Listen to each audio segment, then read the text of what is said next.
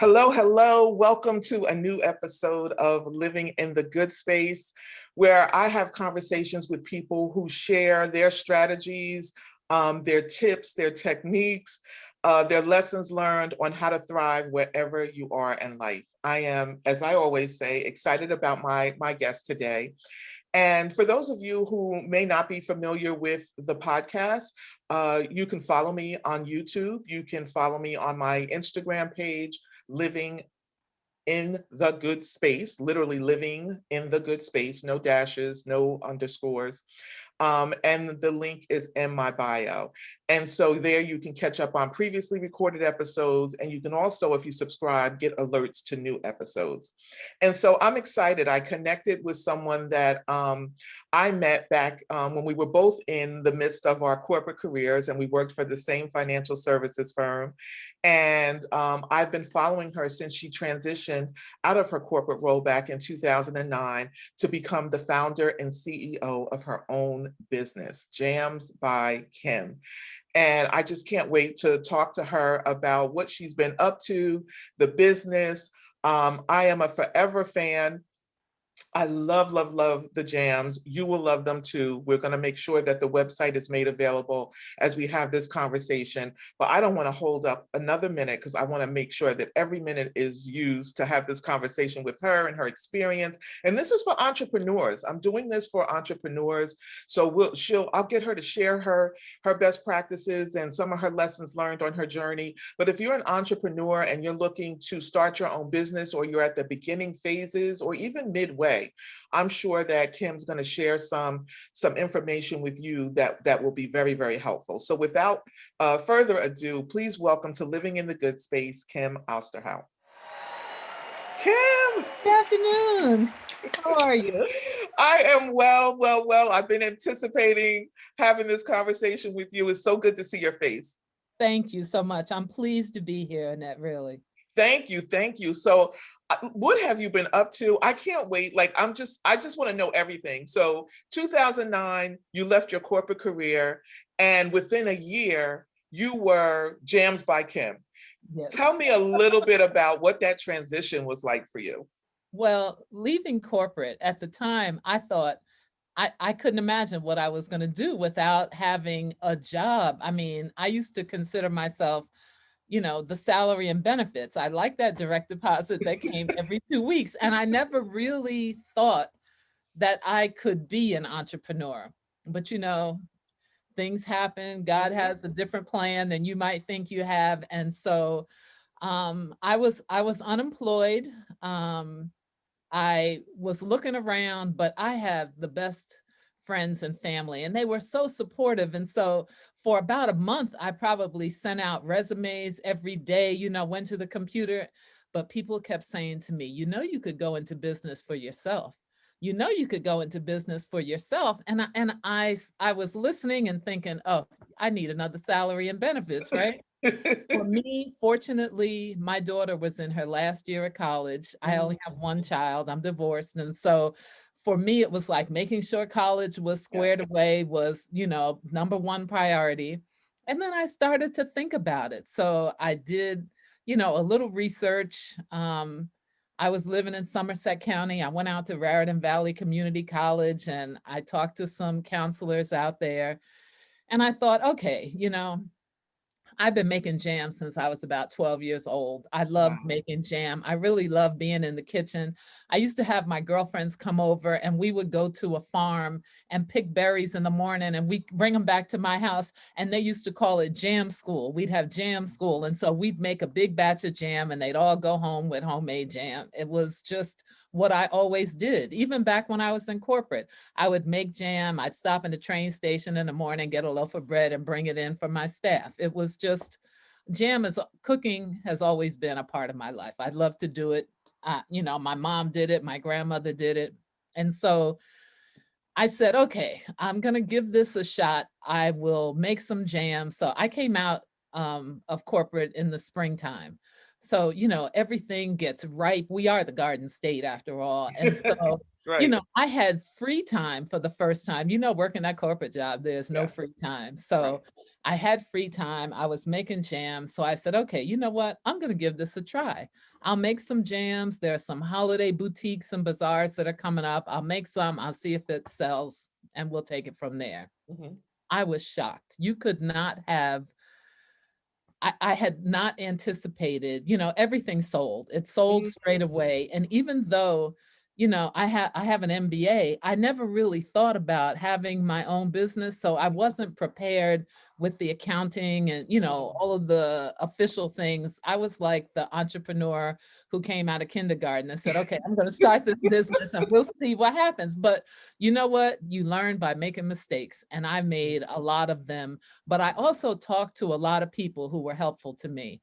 So my first organization that I joined and I still belong to was NABO. It's the National Association of Women Business Owners. Okay. And those ladies were just phenomenal. They sort of had this perspective that said, look, there's no point in you making mistakes that I already made. Let me tell you what Mm. my experience was, and you can learn from it. And that has been a great source. I have a mastermind group with those NABO ladies right now. And every month I meet with 5 other women who have their own businesses and we coach and counsel one another. That's definite was a big help to me. I always had the support of my family and my friends and my sorority sisters and my link sisters. Family, networking, Mhm. everything came together. And so I made it through the holidays. That first year, I sold jams, I took them out, and it worked out. And it got to be winter. And it's like, okay, now what are you going to do? Out of the blue, my phone rings. Now, I had put together a very basic, cursory little website because, if you have a business, you're supposed to have a Have a website. website. And I Mhm. needed a way to be able to sell online so I could ship jam to people. So I did it with a little help, and it was very basic. And my phone rang one day, and this man said, "Hi, Kim, I saw your website." He was in Roseland, New Jersey, and they were getting ready to start a farmer's market. And he said, "I don't have anybody that sells jams. Would you come and sell Wow. jam at my farmer's market?" And Roseland was my very first farmer's market. And now How in awesome is that? Amazing. It just came out of the blue. And so I've done now in my 12 years in business, farmers markets, a host of different farmers markets. You go to the first one, you talk to the other people who are selling products there, you learn what's good about this one. I visited a lot of other farmers markets so that I could find where the right places were for me. But that first phone call based on that basic little website that I had is how I found out that my products were perfectly suited for farmers markets. Wow. Wow. And you're at Montclair for a farmer's market, Montclair, Yeah, New Jersey Montclair. on a regular. Every Saturday I'm at Montclair. I did it during this past winter. It officially opens in June, but the market is there every week. I'll be Okay. there Saturday coming. Montclair Market goes from 8 in the morning till 2 in the afternoon. It's one of the oldest markets in the state of New Jersey, and it's huge. You can find just about anything there. Wow. So I want to talk to you about this network because we're taught that in corporate America, right? Mhm. Network, network, network. It's so Yeah, important for you to network. And it so it is. sounds like you took that skill with you, and that value with you into this venture, and you built a network for yourself. Yeah, I would say yes to that. It's very different though. It's not the corporate networking. Right. Talking to farmers is not like Right. talking to people in corporate. Talking to other people who are selling, it's a little different too. But I got to tell you, I felt like I was so well received. Mm. Everybody that I spoke with was willing to offer a little insight or a little help, or you learn this. And so consequently, it makes you do the same thing. I have somebody I'm mentoring right now who's getting ready to start a business. And it's just like, let me tell you some of the things that I did and what I learned from it. And you just kind of pass it on. It's a natural thing. But isn't that so empowering even for you? Because just like here you are, right? 12 years ago, you probably thought, oh my God, I what know. like I'll never be in a position to help anybody. And here you are now, Never. you're mentoring people. Yeah, it is. It's a great responsibility. It feels good, and I feel like it's just paying it forward for all of Right. the people that helped me. Yeah. It's great to be able to offer insight to other people. So there are a couple things I looked up that I want to explore with you a little bit. Sure. One of them is it says that you went to Entrepreneur University. What was that? Yeah. Well, that was I wish it was still here. It was called the Intersect Fund, and it was in New Brunswick, and it was these young guys out of Rutgers who were starting a program, and they wanted to teach people how to be successful entrepreneurs. And they did a lot of things. I mean, they grew to the point where they were actually making loans to people and doing a Mm, lot of loan business, but they held some of the best classes because you remember when we were back in corporate, there were always the affinity groups, and you could yes. get together with like-minded people and do extracurricular activities. But being an entrepreneur can be very isolating. And Mm, so this was an opportunity, put 10 entrepreneurs in a room, and not only do you learn the subject matter, so I'm learning about QuickBooks, or I'm learning about marketing, or I'm learning about payroll, but you get to learn about other people's businesses. And so there you forge a network with other people. So when I went there, I became best friends with this woman who ran a bakery. She baked bread. I mean, what a natural. We did events together all the time. I mean, bread and jam. It's just such a natural thing. So I think I was the entrepreneur of the year one time. It was a great program. That's where I really made my first serious business plan, mm. because like I said, I did not start with a business plan. I didn't start with expectations and targets and things that I wanted to do. But at the Intersect Fund, they really made me or taught me how to move forward with the right structure, to do things the right way, and to be able to measure success. And that was invaluable. So I want to explore that a little bit because somebody who might be watching this podcast who's an entrepreneur, I want to make sure that they walk away with some nuggets. And I think you said something that's very, very powerful. You said, I have an MBA, but I was not prepared. Oh I have my an God. MBA. I worked in corporate America. I had a career, but I was not prepared to be an entrepreneur. And I think that's really powerful insight to share because when I do talk to people who are starting their own business, and I'm one of them, fearful about having my own business, right? Because I just see it as this whole different world with a different set of disciplines that I don't necessarily have. But if you could share like a couple of nuggets looking back over the past 12 years that could help somebody who is especially Just getting starting started. out, the beginning phases. Absolutely. Absolutely. In New Jersey, we have small business development centers. I don't know how many there are. There's at least 10 of them, I would guess. I went to one at Raritan Valley Community College. I know there's one at Rutgers and Newark. Mhm, Small business development centers offer counseling to entrepreneurs, and it's free. So you mhm, get expert advice. You can go there if you have an issue with public relations, if it's with accounting, if it's human resources, whatever you need, you can go to a small business development center without having to pay a bunch of money mhm, and get good advice. I think that's a great resource for people. The other thing is SCORE, the Service Corps of Retired Executives. That's mhm, where people who are retired entrepreneurs volunteer their time, again, at no cost, to help budding entrepreneurs. It's that same concept of let me tell you, what you can do. I know what I did. I'll tell you how it worked for me and how it might work for you. So I think you have to, I ask everybody, I would ask anybody, if you ask for advice, it doesn't mean you have to do what people say all the right, time, right. but you get to evaluate it for yourself and figure out, well, it worked that way for them. Maybe it'll work this way for me. Yeah. What So, would you say is the best piece of advice you got? oh, gee, the best piece of advice I got. Um, I can remember I didn't really think about how I was going to sell my product. But I can remember when I went to the Intersect Fund, and when I started my business, I had 6 flavors of jam that I sold. And I went in and I let them taste it. I took some jam for people, and that's sort of been the way I've always sold jam. Mhm. And so it was like, give people a taste. So then when I started doing farmers markets, I would make these little sample cups with all of the different flavors, and I would let people taste them.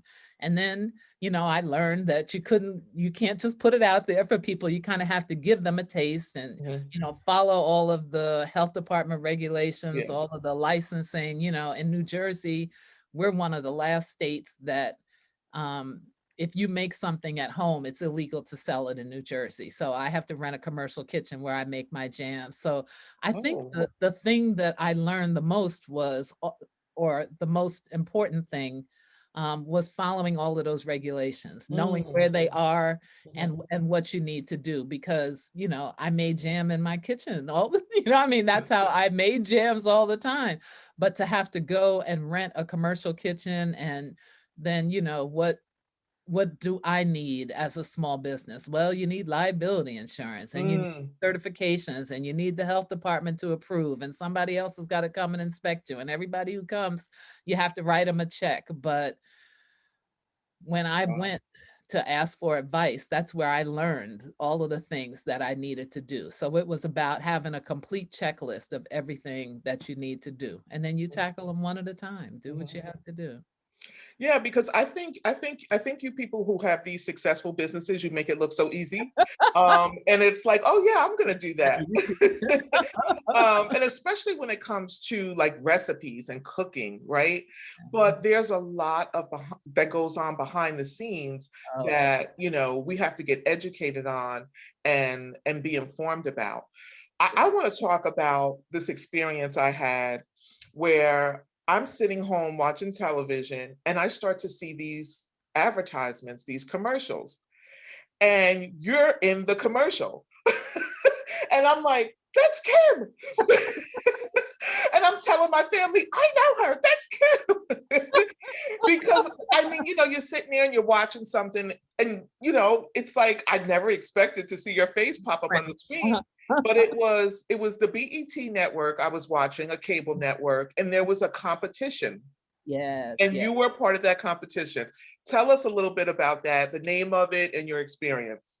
Sure. Well, it was called Queen Boss, and it was a great experience. Queen Boss, the the program format was they were going to take these women on Black women entrepreneurs, and have them compete, and the prize was $25,000. And so along the way, certainly there was lots of opportunity for, um, visibility, to be able to be seen in the process, but it was also a reality TV show. Mhm. And so I actually got a call from a casting director, which again, it's out of the blue. I don't know, I don't really know the source. You know what it was? They told me that they saw my Twitter account. Mm. Okay, so and they were looking for Black women entrepreneurs, and I fit that description. And so I did, an interview online, and then I did another interview online, and they told us that they had, something like 12,000 women who applied to that show, and they picked Wow. 18 women, and I was one of those 18, which is amazing in and of itself. Wow. And so the show taped over at 106 in Park in New York, and you just had to do all of the things along the way. The producers had it all set up, so there Mhm. were going to be this panel of judges, and the judges changed from time to time. Mhm. So it was based on, for 6 weeks, six women, three women at a time competed. So 6 weeks, you got six semifinalists. So I was actually the successful entrepreneur of the three people that I competed with, and everybody did different things. So, Mhm. Mhm. the first step was standing in front of, this panel of Mhm. successful women in all walks of life, and making a pitch to them. And so the first day we were on there, it was crazy. Annette, I had to like get up at 4 o'clock in the morning to be in New York at 8 o'clock, and they didn't start taping until 5. And that's the reality part of it, because they Wow. wanted you a little stressed out, because that makes good TV. Mhm, And mhm. so then by about 7 or 8 o'clock, you make this pitch, and they eliminated one person the first night. It was like, oh my gosh, this was unbelievable. So then the next two, the next day, same thing. We're supposed to be back there, but about 5 o'clock in the morning, we get a text that says, don't go to the studio, go here. And we went to this place, and it was my first experience ever being in an escape room. And so the challenge for me and my competitor was, who's going to get out of the escape room fast enough. And so I was successful again, and so that made me a semifinalist. And so then they took the 6 semifinalists, and we had to compete, and we wound up 2 products. They did this thing in Harlem where we were trying to get people to fake buy our products. And so my product was out there again. Um, and I didn't win. But the woman who won was fabulous. The process of what it took to make Mhm, that TV show, to make what you saw happen, mhm, mhm. was so strenuous. I don't know that I could do it again, but I did it that time, and it was, parts of it were fun, parts of it were just really, really tiring. But I got such great exposure. I mean, people purchase my jam from all over. I still get that TV show was in 2017, and I Wow. still get people who reach out to me on social media because the shows are still available on demand. And Mhm. so I get people who will send me a message on Instagram, or a message on Facebook, and say, "Oh my gosh, I saw you on Queen Boss, and I was really rooting for you." I mean, people have been so generous. It was a real experience, and I still am connected to a number of the women who were in that program. Well, it was good TV. I don't know it was because, I know you personally, and I was just so invested in seeing you win. And I think I reached out to you at that time, and it was nice just to see you on the other side. We have very similar experiences in terms of our corporate careers and our transition. And one of the things that I always smile when I see you is because there are times where I have conversations with women who have had these careers for 15, 20, 25, 30 years and feel like, well, what am I going to do now? Where do I go from here? You know what I'm saying? Like, how do I reinvent myself? And you did that, and you took something that's near and dear to your heart, yeah, yeah. creating jams in your kitchen Mhm. through recipes that have been passed down to you from generations. Yeah. Did you ever see yourself like in this space? No, I didn't see that. But what I did see, I mean, I feel like I had a successful career in corporate America. And, along the way, I had a lot of people on my teams that reported to me, but I always wondered, what would it be like to be an individual contributor? And Mm, so for me, one of the things that really stuck was, I felt like, if I, how as hard as I worked for Prudential to be successful, if I directed that for me to make myself successful, I should be able to do it with half of that effort. right. And so it Yeah, took a yeah. lot of effort, but it was all me. I wasn't dependent on somebody else to do anything. It was at my pace. So I had more, all-nighters, I think, as an entrepreneur than I ever did working in corporate. But I was in control of the whole thing. It's my baby. That's what the business is. It's my baby. Yeah. I fell in love with one of your jams, and I want to talk about your jam making process. But I fell in love with, I don't know if you still make it. It was an onion That's my most popular flavor, roasted garlic and sweet onion jam. roasted. Oh my goodness, that jam almost got me in a jam. I could sit and watch television and have my glass of wine. I would try it on different things. I would try it on little like the Waterford crackers, or I would try it on toasted bread, or if I had leftover bagels, I would toast the bagels and like I would eat it out the jar, to tell you the truth. That's my favorite. And I've had some of the others, Mhm. but and I would even It's nothing like a sometimes savory jam. I, Yeah. I would even put it on the top of chicken or Yeah. fish and let it cook in the oven. Mhm. Oh my goodness. But tell us about the jams. What are the different types of jams that you make? And can you, I know you can't give away your secrets, but tell us a little bit about this jam making process. Well, you know, with jam making, I make jam from mostly from fruits, but also from vegetables. So it's produce. It's basic. I select the produce, and that's the part that I really love because I can pick and choose the produce that I'm going to put into my jams. And so I love the savory jams like the roasted garlic because, as you said, it goes on chicken or fish or burgers or steaks. You can put it Mm, on grilled vegetables or roasted vegetables, cheese and crackers, a mhm. lot of savory jams. People aren't as used to a savory jam. They know the jam, the fruity jam they The want to put on. berries, yeah. Yeah, yeah, right. But the savory jams give me an opportunity to talk to people about different kinds of recipes and other things that you can do with jam. So I make some savory jams like the roasted garlic. I make a carrot and ginger jam. I make a pepper jam with jalapenos and sweet red peppers. And then I make some spicy jams where I combine habanero peppers with some fruit. So you get a fruity and savory kind of thing going Mm, on. mm. I do fruity jams. I do a couple of jellies. It's funny. People say some people aren't sure of the difference between jams and jellies, but jellies are smooth. You have Yeah. to strain the fruit to make jelly. You can almost see through jelly. Mhm, And mhm, jam has chunks of fruit or pieces, mhm. in it, which makes it, chunky and you can chew on it. I love jam. That's I my like jams too. better. Yeah. And so with the fruity flavors, you can put them in yogurt, you can put it over ice cream and cakes and cookies and toast and pancakes and those kind of things. So on my website, I have a whole section for recipes of things that people can do with jams. And I make some wine jellies, I make some margarita jam sometimes. I Mm, love being able to use my creativity to create different flavors. So I think before I said when I started out, I had 6 flavors. mhm. In a year, I make about 50 different flavors of jams. And sometimes Wow. it's just like a one-time thing, I'll make one batch and when it sells out, it's gone. And some Mhm. I make year round, I have them all of the time.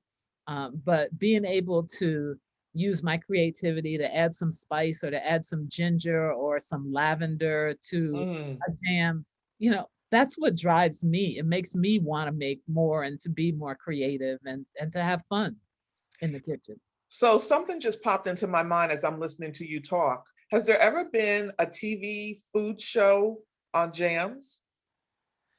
You know Um, the Food Network? They have yes, like all these different cooking shows. I don't know that I've ever seen one on jams. I haven't either. I look from time to time. I'll I just love drop that. I'll just watching that. leave that there. Leave that out there. Thank you. But I'm thinking to myself as you're talking, I'm like, when you said creativity, I'm thinking, wait a minute, the Food Network. I don't think I've ever seen anything on television about making jams. And how cool would that be?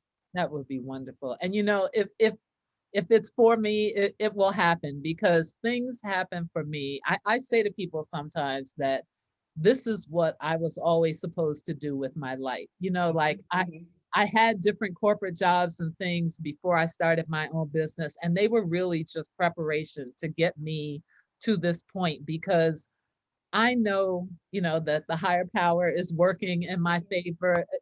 Things happen, Annette, that it's unbelievable. I was coming out of the dentist on a Saturday afternoon and my cell phone rang and the person said, "Hello, is this Kim?" And I said, "Yes." And they said, "I'm calling from the New York, New Jersey NFL host committee, and I'm interested in your blueberry lemon jam." And I was like, The NFL. this was the year. You remember when the NFL was when the Super Bowl was in New Jersey or Mhm, mhm. in New Jersey? Well, that year, this woman called me up and she said, "Well, we're particularly interested in the blueberry lemon jam. And so when the Super Bowl comes to your town, Mhm. the people who own the teams get huge gift baskets with products from that local area." So we've never had a Super Bowl here before. Nice. And this woman was responsible for putting gift bags to get baskets together for the NFL owners. So there's 32 teams. I didn't know there were 32 teams before this, but there are. There are 32 teams. and they all got my blueberry and lemon jam when the Super Bowl was here in New Jersey. And so, I said, when I started talking to the woman, I said, well, we're the Garden State again. And so, I not only have blueberry jam, but I have this one and that one. And she said, no, no, no. I'm interested in the blueberry lemon. And so I sent her some samples and they bought jam for all of the NFL owners. And I don't know which team is in Omaha, Nebraska, but I send blueberry and lemon jam to Omaha, Nebraska every year. They order my jam. And so, things happen out of the blue, like you can't plan or prepare for it. It's like you're always prepared for whatever it's going to be. But wow, what great stories you have. What great stories you have. And It's I a mean, this is doing something that you I love, love to do. I that do. you I love to love to do. make jam. I really do. Even, you know, when I used to make jam at home, I would make a batch of jam. It may be 8 or 10 jars of jam.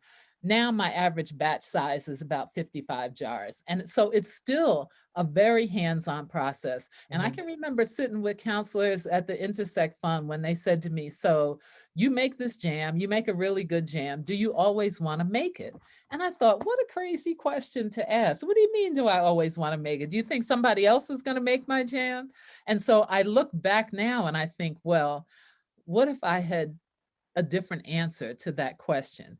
Because I go in and I make the jam now, and it is strenuous as Mhm. I age. It takes a lot of effort and energy, and I have a little help in the kitchen now, but I used to do it all by myself with my two hands. Mhm. And so I think about what what is to come, what's the Mhm. legacy that I want to leave. Mhm. Sometimes my daughter will do a market for me, or if I've got to be someplace else, she's capable of doing a market. But we laugh all the time because she doesn't even like to go into the produce section of the supermarket with me because I'm so particular. It's my Mhm. own fault, but I'm so particular. If I say to her, Sarah, pick up 2 lemons over there, she'll say to me, no, no, because I'm going to get the wrong ones and you're not going to be happy. And so I am very particular about my produce.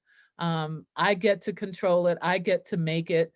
If I'm out of it this week, maybe I'll have it next week. But I enjoy the process of making the jam.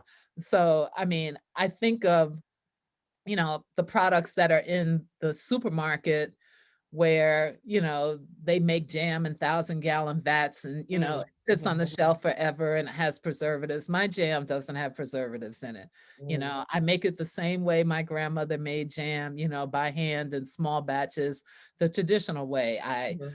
put it in a boiling water bath that makes it shelf stable. The FDA tells me that I date it for a year, best when open by. Now I know my grandmother had 3 and 4 year old jam, and I have some too. I don't sell it, but I mean it's not going to expire the next day after it's Mhm. been on the shelf for a year, but it's what I love to do. Yeah. And so I am really grateful that I get to work at something that I really love to do. And it works for me. And I have to remember during my gift giving season because we can order jams online, right? Yeah, jams make great gifts, Yeah. absolutely. I Mhm. have to remember that I was reading something and it was talking about the shift that people made during the holiday season and that they were buying from Small, intentionally buying from small businesses, yes. handmade gifts Mm, because of the pandemic. They wanted to be, supportive sure, sure. to the small businesses because they were getting hit so hard. They Did you were. did you experience any I difficulty? did. I did. Well, the one thing that immediately changed, I used to sell jam, so I would have my little tasting spoons, and if people wanted to purchase a jam, if you stepped up, I offered samples. Do you want to taste? Here, taste this one, taste this one, taste that one. So as soon as the pandemic hit, the health Mhm. department said, that's it, no more sampling. And I thought to myself, oh my gosh, how am I going to sell jam? I've always sold jam by asking people to taste it. Right. Who's going to buy my jam if they can't even taste it? And it's a premium price. I mean, it's not an inexpensive jam. And Mhm. I thought, well, that's it. We'll just slow on down here in the pandemic.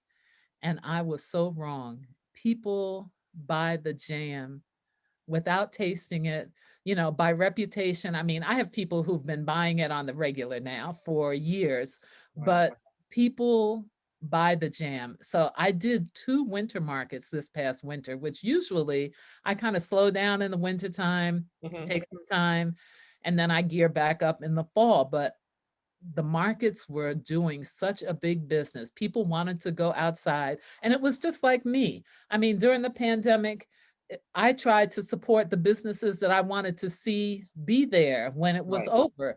right. There was a local sandwich shop in town, so once a week I would try to make sure I got lunch there. If there was a Mhm. restaurant, I got takeout because I wanted that restaurant to survive. Yeah, And yeah. people were the exact same way with my business, and I am so grateful. I got the orders online. Orders went up over the winter time. Instead of ordinarily, they would go down. And the farmers markets thrived. It was just Mhm, unbelievable. And people mhm. would come by and they would literally, tipping is another thing that got really a lot of boost behind it during the pandemic. And I Yeah. found people were literally tipping me for bringing the jam to the market. It was amazing. So this winter didn't slow down at all. I did the Montclair market and I also did the West Windsor market. I only did Okay. West Windsor once a month. And Montclair, I did it when it was under 30 degrees. I'll be there this Saturday. But, if it was under 30 degrees, I didn't go out. That was a little too cold for Yeah. me. But I am grateful for customers. People wanted me to still be here I've thrived. I am so glad that you're thriving and that you're still here. Thank And it's just really nice to see people that doing well, and especially I'm an act two person. I love the act two stories. Oh yeah. We're in the same age range, and I just love hearing these stories because one door closes, another door opens. One Absolutely. chapter ends, you write another chapter. Like Yes. you can literally try anything at any phase in your life if you want to, and if you're willing to do something Yeah. that might To be a take little a risk. scary. Yeah, Yeah, to take a risk. I mean, when I started Jams by Kim, like I said, my daughter was in her last year of college, and I thought, you sit and you think about things and you say, well, if not now, when? yeah. Everything was pretty stable in my lifetime up until that point. So if I was going to do something different, it was the perfect time, Mhm. sort of a perfect storm. I took care of some things and then I focused on the business. And it, I wanted to start this podcast. I started this podcast in the pandemic, right? mhm, So last March, after watching the news and experiencing emotions that I'm sure all of us sure. experience, I wanted to do something positive and that focused on thriving where you are. And as I always say, the pandemic will come and go, but our experiences, those things that come in our life, they're going to continue to come. And so how do you thrive? How do you kind of keep moving forward, even though these situations and these things come up? And so I invite guests to come on and share experiences like you're sharing right now, because it's my hope that, so this is my baby, Yes, right? yes. And it's my hope that there's something that's said or shared that will, affirm people where they are, or empower them where they are, or spark something that says, you know what, she did that, I could do that too. Absolutely. Or connect them to somebody who might be able to connect them to somebody else. Somebody. Absolutely. That's Exactly. great. That's Yeah. great. And And we you have really such a need great that. story, such a great story. So, I asked this question of all my guests. Um, what does living in the good space mean for you? Well, I think about how crazy it was for me when I was back in corporate and I was getting up and getting on the train and coming in and carrying that heavy case and all of those things. And so I just really try to be current. Mm, Like I try to stay current. I've also taken to really working on the relationships that I want to have. mm, I have good friends all over the place. I mean, this weekend I connected with my college roommates, and we played bingo on Zoom, and it was just a matter of, I don't get to talk to you all the Mhm, time, mhm. but making time for people that matter is one of Yeah, the things that helps me to live in the good space. Like you think about folks you haven't seen in a long time, you got to reach out to them and stay in touch, because tomorrow is not promised, and we've seen all sorts of evidence of that. So when I am when I am connecting all of the dots and keeping in touch with my people, I feel good. yeah, yeah. I ditto to that. And I have to tell you, and a little embarrassing. I didn't even know what a Zoom was until the pandemic hit. Like I heard of WebEx and I had done Sure. online training, but Mhm. like Zoom on a regular, I had probably heard of it, but didn't really pay any attention to it. I Mhm. learned more than I ever thought I would need to know about technology over this past over this Sure. past year, because everything that I do, you know if I'm developing webinars or if I'm doing live events or with my podcast, I have to know the technology. And Sure. so one of the great things that came out of this for me was you had mentioned feeling a little isolated. We worked for companies where if you wanted to do something, you called the tech person assigned to your department. Yes, They come. worked the magic. They made it happen. It's like it's happening on Call this the day help and this desk. time. If you were going to be having an event in one of the main Prudential halls, there was Mhm. a whole team assigned to you. People, You just showed absolutely. up and they made And it everything happened. happen. That's right. And so I had to But learn now, mhm. I had to learn all of that for myself, but it's been so exciting. It's been nerve-wracking, but it's been so exciting. And to be able to do this and produce this and host it, it's just been it's been a lot of fun. And I learn. I'm learning And it's something new. rewarding, and Yeah. you're developing those skills. I know I had to call on my daughter in almost a reverse relationship, because there were things that she knew how to do that I just didn't know how to do. And so, Mhm. now she really helps me a lot with social media and other pieces. And so there are ways that she has helped and contributed to my business, other than going in the kitchen, because she won't go in the kitchen with me at all. So do you have a favorite jam? I do. I'm a marmalade girl. I love marmalade is a jam that has citrus rind in it. And Oh. so a couple of weeks ago, I made a blood orange marmalade. I try to have an orange marmalade all the time. So Mm. for me to have, I mean, I love whatever is in season. I'm sitting here on pins and needles now, because by the end of May, we'll have strawberries, and by the beginning of June, we'll have blueberries in season. And then, it's just going to go on from there. Then raspberries will be in season. By the time we get to the end of July, we'll have Mhm. peaches. And, I just think of all of the different things that I can make. Right now, I know I have blueberries, and I freeze the fruit when it's in season so I can make blueberry lemon jam year round. Mhm. But right now, I'm thinking I'm gonna do a blueberry lavender jam as soon as blueberries are back here. I've got strawberry and orange and strawberry and banana, and I make a strawberry jam without sugar. I use organic agave nectar, so I have something for just about every palate. I saw that you have jams without sugar, Yeah. and I'm gonna try this blueberry lemon. Oh, you won't be disappointed. Yeah, I'm gonna try that Yeah. blueberry lemon. When I'm back in New Jersey, I'm gonna make sure I get up to now. Are you there or is your daughter there at the Montclair Market? I am there most of the time. Okay. I have, sometimes I have a sorority meeting, or I might have a links meeting, and she'll do a market for me, but I put it out on all of the social media in advance. So give me a call. Let me know, because I'd love to see Yeah. it. Yeah. Yeah, I definitely want to go when you're there. So if somebody is watching and they're about to, move into this space and they might be doing it scared, nervous, unsure, what would you say to them? I would say be brave, Mm, because there's nothing that you're going to do. There's no mistake that you're going to make that you're not going to learn from. You just have to go out and make the mistake and keep it moving. Do your research, talk to people, but step bravely into it. yes, I love that. Do it brave. I love that.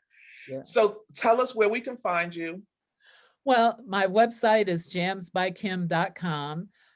You can find me at Jams by Kim on Facebook, Twitter, and Instagram. In addition to me, my website and the farmers markets, there's a store in Morristown called Just Jersey that only sells products that are made in New Jersey. They carry my jams. In Basking Ridge, there's Dogwood Farms, New Jersey. They carry my jams. In Highland Park, there's a little bakery called The Cook and the Carpenter, and they carry my jams. So, and I ship all across the country. So Nice. you can get Nice. my jams. And you had mentioned something before about gifts. I do a lot of corporate gifts. I just recently did some corporate gifts for Oasis senior advisors. I have also done jams for party favors, birthday party favors, wedding favors, shower favors. So, you know, you can talk to me about anything. And before the pandemic, I did jam sessions where I invited people into my kitchen, and I did it for adults, and I also did it for children, where I teach you how to make a jam. We make a jam and you get to take a jar home, and sometimes we'll make a meal. And so I'll show you ways to use the savory jams, how to make appetizers with jams and desserts with jams. So when it's safe again, I'd like to get back to doing some jam sessions because they were a lot of fun too. Oh, so that's another thing I have to write down, jam sessions. So many ideas talking with you. I Thank reached out to you a couple years ago with an annual event that I used to do, you. Mhm. and got some gift baskets Yeah. from you. So when we get back to normal, I have several ideas, things in the making. So I definitely have to reach out to you again.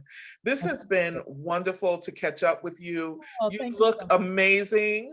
I love that big $1 million smile of yours. And it's so nice to still be connected to much. people from our My previous life, past. Yes. from our past.